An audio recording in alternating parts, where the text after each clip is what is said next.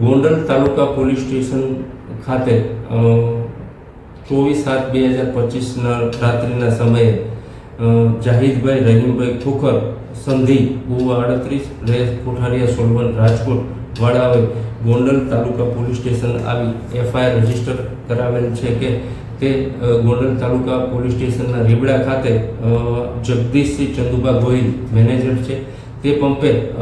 ફરજ બજાવતા હોય અને 24/7/2025ના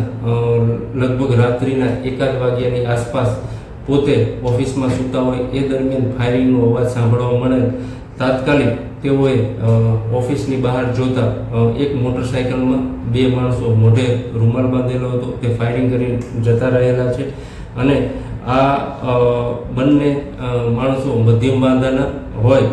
અને મોઢે બાંધેલા હોવાનું જણાવતા તાત્કાલિક અમારા આઈજીપી શ્રી અશોકકુમાર યાદવ સાહેબ તેમજ એસપી શ્રી હિમકરસિંહ સાહેબ રાજકોટ ગ્રામ્ય એસપી સાહેબની સૂચના અન્વયે અમુક ગોંડલ તાલુકા પરમાર પીઆઈ પરમાર તથા એસઓજી પીઆઈ પારગી તથા તેની જુદી જુદી ટીમો બનાવ સ્થળની તાત્કાલિક વિઝિટ લેવામાં આવી છે.